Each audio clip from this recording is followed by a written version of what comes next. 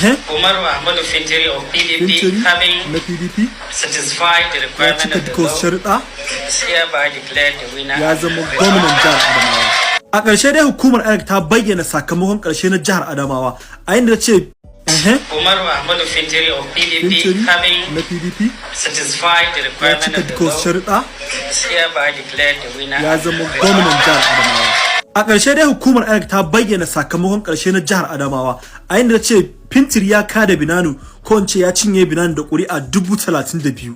Sannan kuma INEC ta umarci da a kai wannan baristan gidan prison wanda ya fara furtawa da cewa Binanu ce ta ci zabe. Zan yi amfani da wannan dama in taya Aisha Binanu jaje da ita da masoyanta da duka wanda suka zabe ta. Allah subhanahu wataala ya musanya muku da abin da ya fi alheri, Allah ya ba ku hakuri. Sannan kuma zan taya gwamna Fintiri murna da shi da masoyan shi da magoya bayan shi.